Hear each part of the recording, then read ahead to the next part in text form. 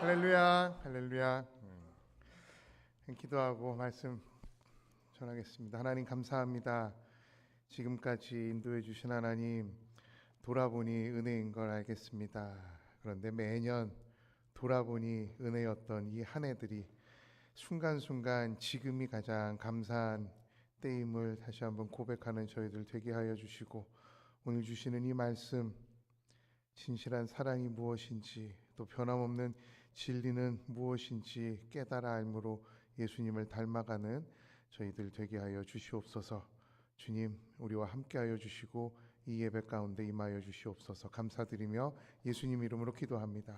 아멘. 주님의 은혜와 평강이 우리 송년 주일 예배에 오신 여러분께 충만하게 임하시길 간절히 소망합니다. 귀한 자리 내어주신 목사님과 장로님들, 또 중직자 여러분들께 또 감사한 마음을 표합니다. 오늘 진실한 사랑 변함없는 진리라는 제목으로 말씀을 나누고자 합니다. 한국에서는 매년 한 해를 돌아보면서 사자성어 하나씩을 선정을 합니다. 올해 선정된 사자성어는 견리망의라는 단어입니다. 눈앞에 이익이 보이면 이때까지 어떤 의리가 있었던, 어떤 신뢰가 있었던 다 잊어버리고 그 이익만을 쫓아간다라는 겁니다.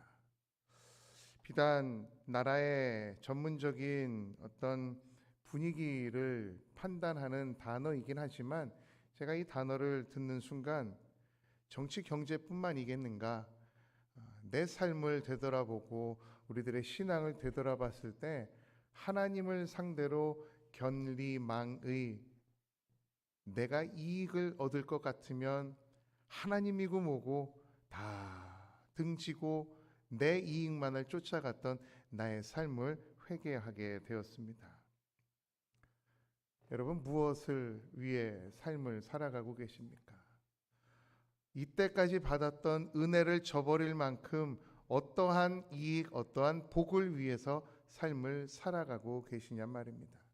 동양에서는 예부터 오복이라 그래서 수, 부, 강령, 유호덕, 고종명 해서 오래 살고 부하게 살고 나눠주고 살고 건강하게 살고 하늘이 내려준 그 수명을 다 해서 사는 것이 복이다라고 하는데, 어떤 이들은 치아가 건강한 것도 오복 가운데 하나라고 합니다. 여러분이 오복을 다 누리시는 여러분 되시길 간절히 소망합니다.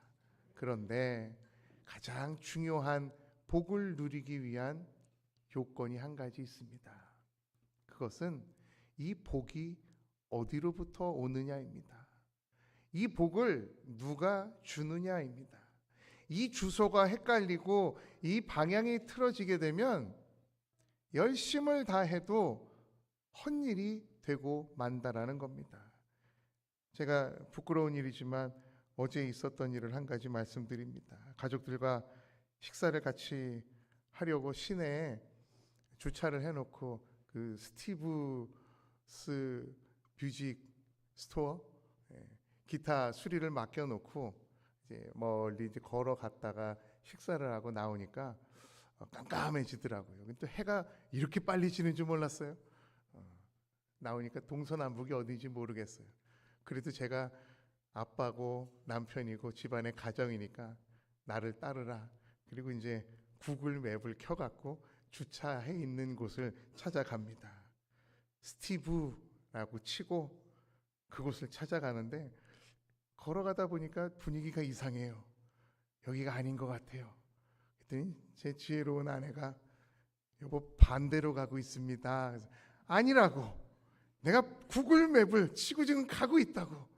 아닙니다, 반대입니다. 그리고 확인을 해보니까 제가 스티브만 치고는 첫 번째 걸 눌러서 그걸 따라가고 있는데, 확인해보니 스티브스 핸드 카 워시, 스티브스 세차장으로 제가 가고 있었던 거예요.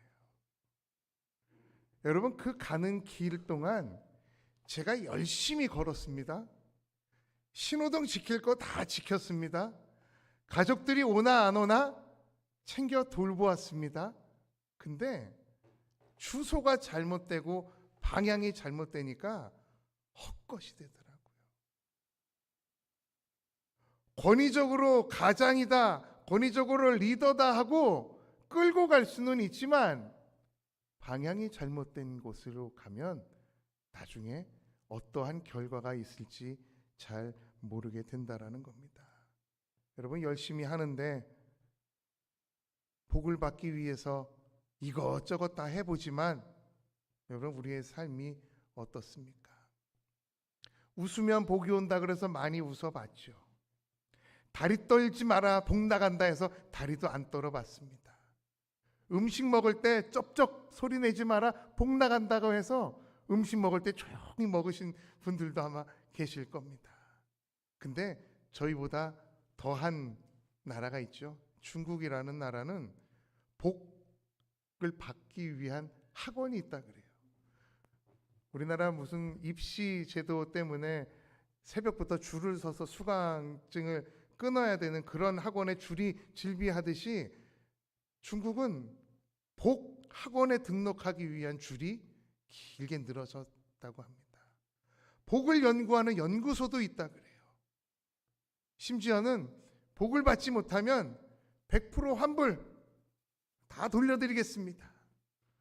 여러분 눈치채셨겠지만 이단, 어떤 사이비, 사기꾼들과 같은 행태의 모습이 질비하다라는 겁니다. 심지어는 복을 받기 위해서 복자를 거꾸로 해놓고 여기저기다 붙여놨어요. 복아 쏟아져라 하는. 그렇게 복복하고 다니는 중국 사람들이나 우리처럼 복을 받기 위해서 이것저것 돌아다니면서 갈구하는 사람들, 여러분 지난해 유엔에 등록된 137개국을 상대로 행복지수를 조사하니까 중국이 137개국에 60몇이라 반 정도 했어요. 우리나라 궁금하시죠? 우리나라는 50몇이 했어요. 그렇게 복복을 해도 행복지수는 반밖에 안 되더라라는 겁니다. 제가 이 결론을 보고 얻은 인사이트 하나가 있습니다. 내 복은 어디서 오는가? 내 복은 누가 주는가? 내 인생 최고의 복은 무엇인가? 라는 인사이트입니다. 여러분 주소를 잘 적어야 되듯이 제가 이 주소를 알려드릴 테니까 여러분들 잘 기억하시고 그 방향으로 가시기 바랍니다. 시편 73편 28절의 말씀입니다.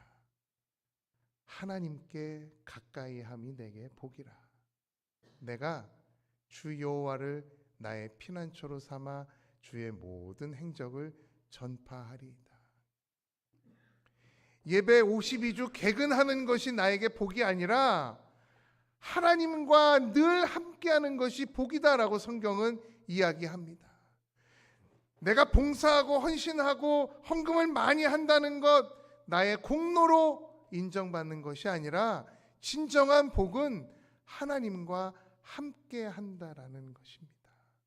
여러분 이것 이외에 신호등을 잘 지키고 열심히 걷는다고 해서 복이 오는 것이 아니다라는 사실입니다. 제가 오늘 이 말씀 꼭 드리고 본문 말씀으로 넘어가고 싶었습니다. 여러분 진정한 행복, 우리가 생각하는 복과 주님께서 주시려고 하는 복은 정말 다르다라는 것, 그저 함께함이 복이다라는 이 사실을 깨달아 하는 여러분의 삶 되기를 간절히 축원합니다. 오늘 아름다운 목소리로 또 봉독해 주신 창세기 48장 15절부터의 말씀, 이 48장 1절을 시작하면서 이 단어로 시작을 합니다. 이 일 후에. 이 일 후에, 이 전에 무슨 일이 있었겠죠. 그 일 후에 48장이 시작되는데 47장 마지막 절에 보니까 친절하게도 중간 제목을 달아놨어요. 서머리하는 포인트를 한 가지 달아놨습니다. 그것이 뭐냐? 야곱의 마지막 청이라는 제목입니다. 야곱이 애굽 땅에서 17년을 살면서 147세의 수명이 다하기까지 이곳에 살다가 아들 요셉에게 마지막 유언을 하는 장면, 47장 29절에 보니까 이스라엘 야곱이 죽을 날이 가까우매 그의 아들 요셉을 불러 그에게 이르되 내가 이제 곧 죽게 되었으니 내가 죽더라도 나의 유고를 이곳에 묻지 말고 저쪽 선산이 있는 가나안 쪽에 갔다가 묻어다오라는 이 마지막 유언을 한 말 이후에, 이 일 후에로 시작이 됩니다. 근데 당시 요셉이라는 사람은 인생 최고의 전성기를 누리던 때였습니다. 총리로, 또 똑똑한 사람으로, 효자로, 사리가 분별이 확실한 사람으로 정말 잘 나가던 요셉에게 소식 하나가 전달이 됩니다. 총리님, 아버지가 좀 오시렵니다. 여러분 아마 부모님에게 연락을 받으신 적이 있을 줄 압니다. 저도 개인적으로 연락을 받으면 참 불편할 때가 있어요. 가면 또 잔소리 들을 텐데, 했던 얘기 또 하실 텐데, 오늘은 또 왜 부르실까? 내가 바쁜데, 내 삶도 빠듯한데 왜 부르실까? 하고 불편할 때가 있단 말입니다. 근데 갔다 오면 뜻밖의 예상하지 못한 선물을 받을 때도 있고 마음의 평안함을 얻을 때도 있다라는 사실입니다. 이 일 후에 48장이 시작이 되는데 야곱이 쇠약해졌다라는 소식, 그리고 멀리서부터 총리 요셉이 왔다라는 소식을 아버지 야곱에게 전하던 그 어떤 사람이 이 소식을 전한 후에 야곱이 침상에 누웠다가 벌떡 일어납니다. 자녀 되신 여러분들, 부모님이 힘 나는 방법 한 가지는 얼굴을 보여드리는 겁니다. 그럼 침상에서 벌떡 일어나는, 제 얘기가 아니라 성경에 그렇게 쓰여져 있습니다. 아들의 얼굴을 보고 아들이 왔다는 소식을 듣고 그 병약했던 야곱이 침상에서 일어났다라고 합니다. 아버지, 지난번에도 제가 바쁜데 이렇게 부르시더니, 그리고 불러서는 옛날 이야기를 또 하시고, 아니 이제는 총기가 떨어지셨는지 이것저것 많은 말씀을 하시는 그 모습을 본 아들 요셉의 반응, 그럼에도 불구하고 아버지가 부르신 그 부르심에 달려갔다라고 하는 것, 이것이 하나님의 질서입니다. 별거 아닌 것 같지만 이 작은 것 하나가 우리에게 주는 큰 복은 굉장하다라는 겁니다. 새해 복 많이 받으십시오 라는 말보다도 올해는 주님, 제가 부르면 바로 가겠습니다. 주님, 저를 찾으시면 제가 당장 달려가겠습니다 라는 결단의 인사가 필요한 때인가 봅니다. 근데 이어지는 3절의 말씀 보면서 진짜 순종이 제사보다 낫구나, 내가 제사를 드리기 위해 이것저것 준비한 계획, 실행했던 그 모든 시간보다도 와라 하는 그 한마디에 달려갔던 요셉, 이 요셉에게 부어주신 하나님의 은혜가 어떠한 계획보다도 더 엄청나구나라는 사실을 우리는 깨닫게 됩니다. 3절 말씀 보니까 야곱이 이제 이야기를 시작합니다. 요새 말로 라떼는 하면서 옛날 이야기를 합니다. 내가 루스 땅에 있을 때, 베델이죠, 그 땅에 있을 때 하나님이 이러한 복을 허락하셨고 이러한 축복을 나에게 주셨었지라고 하면서 옛날 이야기를 계속해서 기억해내는 야곱의 모습을 봅니다. 근데 그 은혜, 받은 약속, 주신 언약의 내용들을 보면서 야곱이 이러한 생각을 했었던 것 같습니다. 아하, 인생 내 계획대로 되는 것이 하나도 없구나. 결국 하나님이 이끄시는 대로 가는구나. 그리고 돌아보니 내 기도대로 되지 않았던 것, 이것 또한 복이구나라는 사실을 깨닫게 됩니다. 그리고 이어지는 5절의 말씀 보니까 이제 야곱이 요셉의 아들, 두 아들을, 손자죠, 손자들을 이제 축복하려는 그런 모습을 우리들에게 보여줍니다. 5절, 내가 애굽으로 와서 내게 이르기 전에 애굽에서 네가 낳은 두 아들 에브라임과 므낫세는 내 것이라. 사실 그렇게 승승장구 잘 나가던 요셉에게 한 가지 마음의 짐이 있었습니다. 이 요셉이 애굽으로 가면서부터 낳았던 이 두 아들은 사실 이방 여인과 관계에서 낳은 아들입니다. 순수 혈통이 아니라 이방 여인과 관계에서 낳은 아들, 호녀라. 마음의 짐은 과연 아브라함, 이삭, 야곱으로 이어지는 이 순수 혈통에 이 이방 사람과 관계에서 낳은 아들들을 족보에 올려주실까라는 이 무거운 마음이 있었는데, 생각지 못하게 야곱 아버지가 보자마자 이야기를 던집니다. 아들아, 에브라임하고 므낫세 있지? 내 것이다. 내 족보에 올리겠다. 내가 인정하마. 재미난 사실 한 가지가 있습니다. 1절에서는 므낫세와 에브라임이라고 표현을 했는데, 므낫세가 첫째 아들이고 에브라임이 둘째 아들이니까 당연히 순서대로 표기를 했는데, 야곱이 이야기를 할 때는 5절에 보니까 에브라임과 므낫세라고 순서가 바뀐 것을 볼 수 있습니다.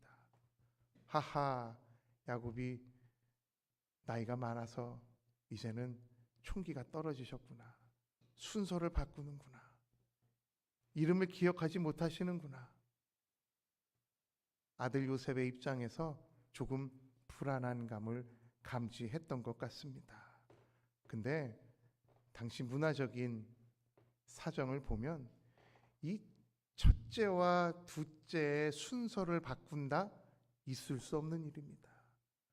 그 권위는 상상을 초월할 수 있는 법 이상의 법이었기 때문에 야곱이 잊을래야 잊을 수 없는 순서라는 겁니다. 그걸 모를 리 없는 야곱이 순서를 바꾸었다는 건 다분히 어떠한 의도가 숨겨져 있는 것입니다.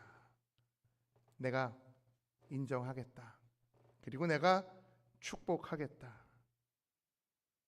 그리고 얼마 지나지 않아 또 한 가지 아버지 야곱에게 이상 징후가 발견이 됩니다. 8절 말씀 보니까 이스라엘이 요셉의 아들들 손자들을 보고 이르되 허허, 얘들이 누구냐?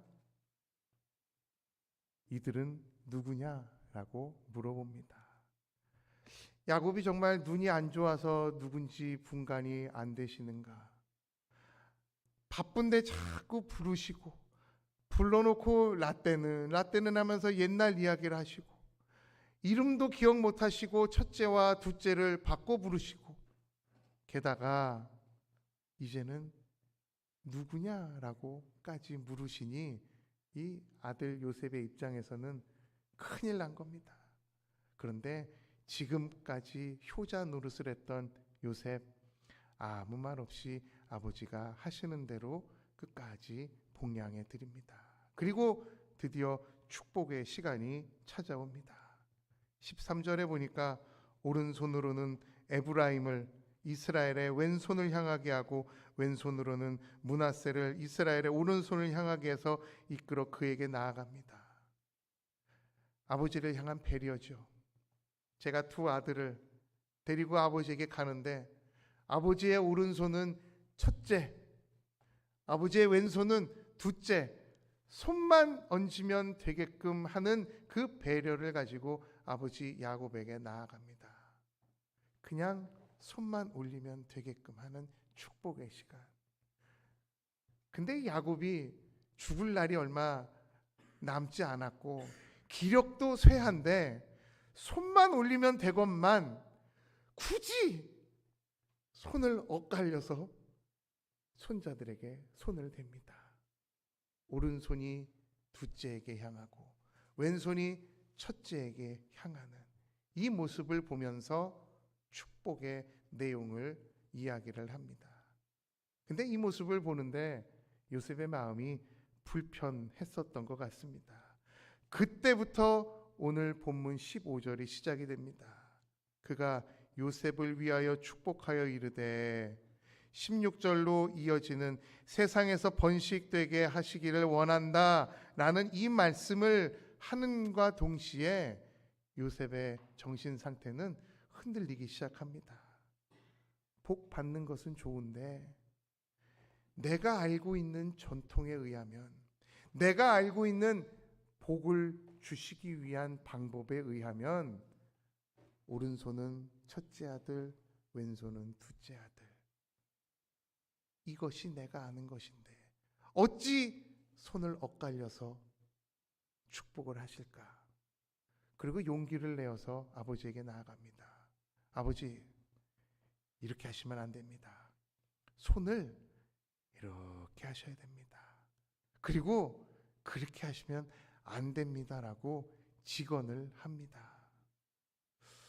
여러분, 우리 가운데도 이러한 일을 할 때가 가끔 있습니다. 잘못된 것, 올바르지 않은 것, 지금까지 해오던 것이 아닌 것을 직언한다고 해서 이야기를 할 때가 있다라는 겁니다.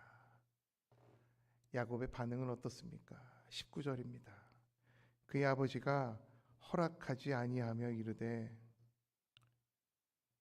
나도 안다. 아들아, 나도 안다.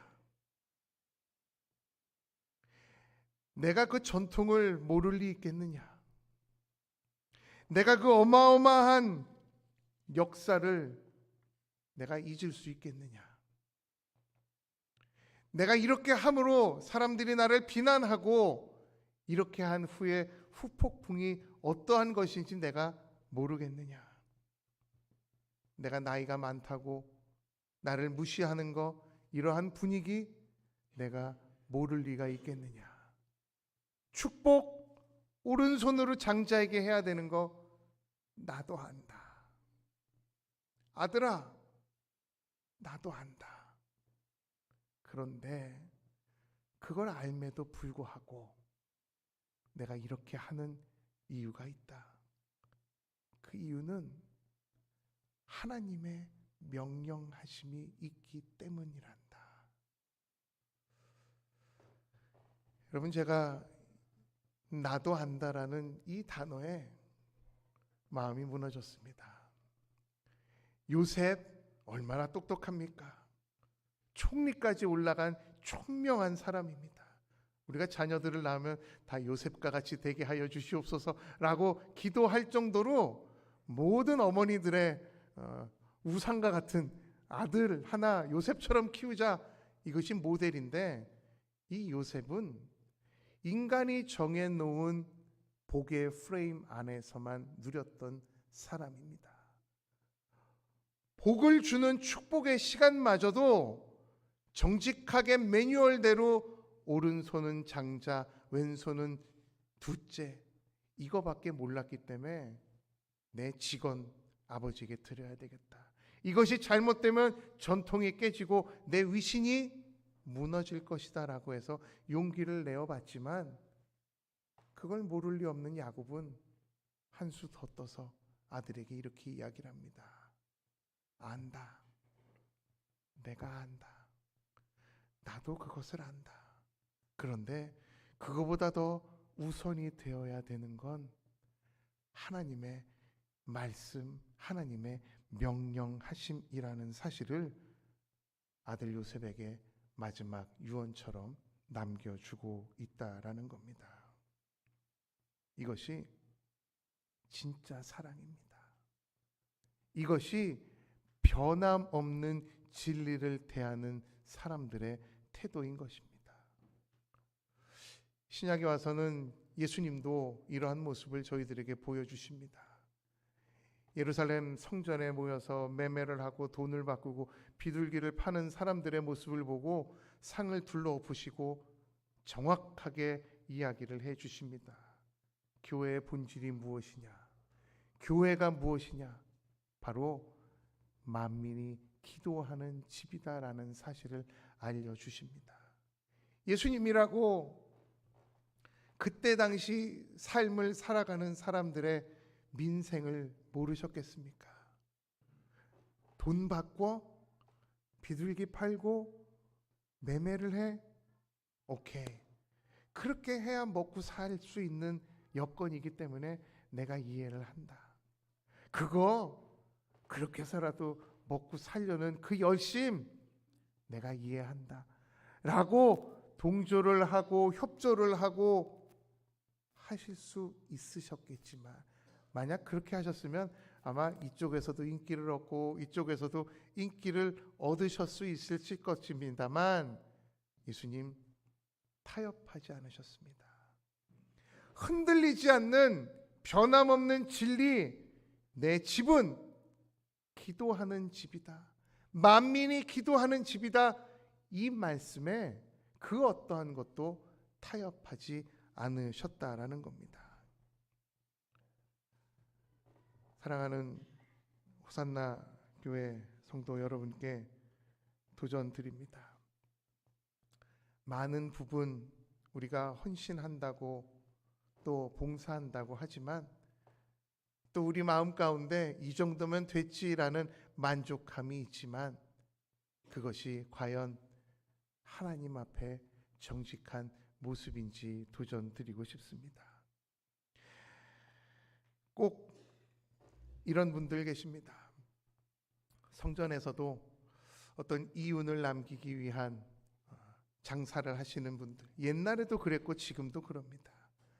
성전세라고 해서 1년에 한 번 내야 되는 성전세, 그때 당시에 문화적인 관례였습니다만 그 액수가 한 200불 정도 됐었던 걸로 알고 있어요.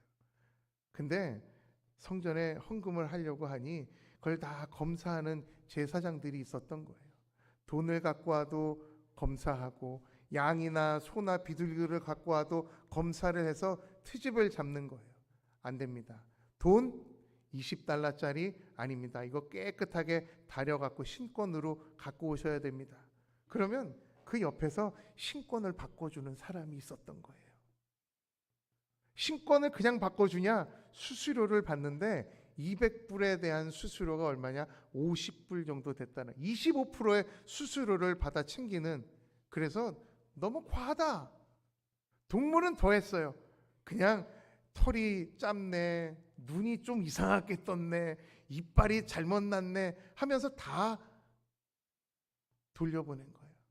근데 그 성전 안에서 판매하는 동물은 무사통과, 뭐 적절한 비유가 되려는지 모르겠지만, 공항 세관 통과할 때 액체 뭐 10ml 이상은 안 됩니다 해서 다 돌려보내잖아요.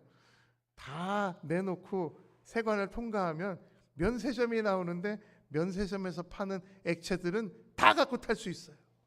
제가 좀 배신감을 느끼더라고요. 물론 안전을 위해서 그랬겠지만 그 안에서 파는 건 뭐든지 무사통과. 성전 안에서 판매되던 그 양과 소, 비둘기, 이것의 가격이 일반 시중 가격보다 20-30배 더 나아가게 받았던, 아주 부정과 부패가 일삼았던 그 현장을 보시는 예수님의 모습, 이건 아니다. 이걸 척결하기 위해 수많은 사람들이 노력을 했건만 나중에 역사가 이렇게 이야기를 합니다. 그 이유까지, 척결이 안 된 이유까지 친절하게 밝히고 있는데, 대제사장 안나스라고 하는 사람과 이 돈 바꿔주는 상인, 이 친인척 관계였다라는 거예요. 뭐 요즘도 그런 일들이 빈번하게 이루어지지만은 뭐 아무튼 그게 중요한 게 아닙니다. 예수님이 이 성전 척결하기 위해서 과감하게 진리를 내세우시는 예수님의 모습, 타협하지 않으시고 어떠한 것과도 협력하지 않으시는 예수님의 모습, 이것이 야곱부터 내려온 하나님의 말씀에 순종하겠다라는 참된 진리, 진실한 사랑의 모습이라는 겁니다. 교회 누구나 올 수 있습니다. 기도하는 곳, 만민이 기도하는 곳입니다. 많은 사람들이 많이 배우고 지식적으로 높아지고 많은 것들을 알고 있는 이 시대에 내가 하지 말아야 되는 이유를 합리적으로 이야기할 수 있는 똑똑한 사람들 많이 있습니다. 요셉과 같이 인간적인 생각으로 아버지에게 또 권위자에게 이야기할 수 있는 사람들이 많이 있다라는 겁니다. 근데 오늘 숙련주일 이 마지막을 장식하면서 여러분과 나누고 싶은 말씀 바로 이 말씀입니다. 나도 안다. 아들아, 나도 안다. 그러나 그것보다 선행되어야 되고 우선되어야 하는 건 하나님의 명령하심에 순종하는 모습. 교회 지도자들이나 가정의 어르신들이 가끔 섭섭하게 할 때가 있습니다. 내가 지금 먹고 살아야 되는데, 내가 지금 바쁜데 이걸 왜 해야 되나? 목사님들, 지도자들, 어르신들 압니다. 어떻게 해야 교회가 부흥하고 어떻게 하면 인간의 마음을 즐겁게 하는지 압니다. 그럼에도 불구하고 그 많은 비난을 받아가면서 그 길을 가는 건 하나님의 명령하심이 있었기 때문이라는 겁니다. 여러분의 삶 가운데 흔들리지 않는 내가 압니다. 그럼 우리는 어떻습니까? 제가 알고요. 그래서 저는 타협합니다. 저는 시끄러운 거 싫거든요. 평화주의자거든요. 피스메이커거든요. 그래서 저는 안 합니다. 그래서 저는 이것을 합니다. 이러한 모습이 아니라 당당하게 상을 엎을 정도로 예수님이 보여주셨던 단호함, 아마 그 어느 때보다도 이러한 순종의 모습이 필요한 때를 살아가는 저와 여러분이 아닌가라는 생각을 해보게 됩니다. 올 한 해 여러분 수고 많이 하셨습니다. 선교의 자리에서, 기도의 자리에서, 봉사의 자리에서 수고하신 여러분께 위로의 말씀을 전해드리고 싶습니다. 그런데 이 정도면 됐지. 내가 더 뭘 해야 되는가? 내가 할 만큼 했어 라고 하시면서 스스로 한계를 정하시는 분들께 다시 한번 도전의 말씀을 드립니다. 주님의 말씀에 순종하는 것이 그 어떤 나의 계획보다도, 그 어떤 내가 생각하는 앞으로의 미래보다도 그것이 더 우리에게 유익하다는 사실입니다. 합리적이고 타당성 있게 똑똑하게 이야기한다고 인생을 바르게 사는 것이 아닙니다. 부족하지만 손가락질 당하고 비난의 목소리를 들을지언정 흔들리지 않는 주님의 말씀에 순종하는 저와 여러분의 삶, 2024년 갑진년이라고 합니다. 정말 프레셔스하고 값진 한 해가 될 터인데 여러분이 섬겨야 되는 그 자리가 어디인지 기도하시면서 묵묵히 주님 닮아가는 저와 여러분의 삶 되기를 간절히 축원합니다. 함께 기도하시겠습니다. 하나님 감사합니다. 진실한 사랑 되시는 예수 그리스도, 변함없는 진리를 따라가셨던 예수 그리스도, 그분의 모습이 우리의 모습이 되기를 원합니다. 한 해 동안 수고한 이들에게 주님 잘했다 칭찬하여 주시고 위로하여 주시고 다시 한번 주님의 말씀에 순종하며 나아가는 결단한 주님의 자녀들 가운데 큰 은혜와 축복으로 함께하여 주시옵소서. 복의 근원 되신 주님, 오직 예수 그리스도만 붙들고 살아가는 저희들 될 때에 주님을 닮아가게 하시고 우리의 모습을 통해 세상 끝까지 복음이 전해지는 귀한 통로의 역할 감당하게 하여 주시옵소서. 감사드리며 예수님의 이름으로 기도합니다. 아멘.